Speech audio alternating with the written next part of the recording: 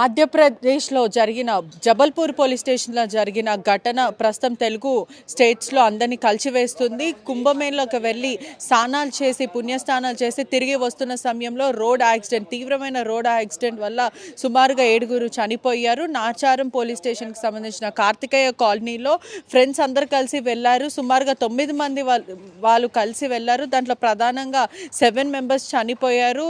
పూర్తిగా చూసుకుంటే కూడా ఒకటే కాలనీకి చెందిన వాళ్ళు వీళ్ళందరూ కూడా పూర్తిగా మొత్తం మీద 9 మంది కలిసి వెళ్ళారు. దాంట్లో ప్రధానంగా ఆనంద్, శశి, రవి ప్రసాద్, మల్లారెడ్డి, సంతోష్ వీళ్ళందరూ కూడా చనిపోయారు. స్పాట్ అక్కడనే లుజ్జు యాక్సిడెంట్లో చనిపోయారని కూడా పూర్తిగా తెలుస్తుంది. మరోవైపు బాలకృష్ణ, నవీన్ ఆచార్య వీళ్ళిద్దరు కూడా తీవ్రమైన ఐసీయూలో ఉన్నారు. తీవ్రమైన గాయాలతో ప్రస్తుతం చికిత్స తీసుకుంటున్నారని కూడా పూర్తిగా తెలుస్తుంది.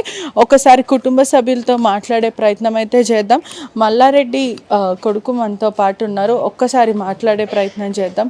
అంటే మాట్లాడే పొజిషన్లో లేను అని చెప్పుకుంటూ వస్తున్నారు. అంటే ఒకసారి చూడొచ్చు కదా, కుటుంబం అంతా కూడా కన్నీరు మున్నీరుగా విలపిస్తుంది. ఒకసారి స్థానికంగా ఉన్న బీజేపీ నేతలతో మనం ఒకసారి మాట్లాడే ప్రయత్నం చేద్దాం. చాలా దుర్ఘటనని చెప్పొచ్చు. ఎందుకంటే ఒకటే కాలనీకి సంబంధించిన వాళ్ళు సుమారుగా 7 వరకు చనిపోయారు. 2 తీవ్రమైన గాయాలతో ఐసీయూలో ఉన్నారు. ఏం చెప్తారు మీరు? అంటే మామూలుగా సాటర్డే రోజు వెళ్ళారు. తర్వాత మన మల్లారెడ్డి అనే వ్యక్తి ఈ కుటుంబ సభ్యుడు, వారు మాకు చాలా దగ్గర మిత్రుడు. తర్వాత సేవా కార్యక్రమాలలో చాలా విరివిగా పాల్గొంటుండే. అతని ఆధ్వర్యంలోనే ఇక్కడ ఉన్న చాలా నలుగురు కలిసి వెళ్ళడం జరిగింది. వాళ్ళ మిత్రులు కూడా 2-3 పక్క కాలనీ నుంచి కూడా పోయింది. తర్వాత మాకు తెలిసిన విషయం అంటే మామూలుగా నాచారంలో ఇట్లా ఇన్సిడెంట్ జరిగిందని ఇట్లా స్క్రోలింగ్ వస్తుంటే మల్లారెడ్డి అనే వ్యక్తి కార్తికేయ నగర్కి సంబంధించిన అధ్యక్షుడు కాబట్టి అతనికి తెలుసని అతనికే కాల్ చేయడం జరిగింది.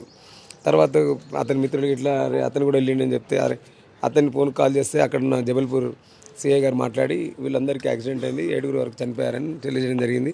చాలా బాధాకరం.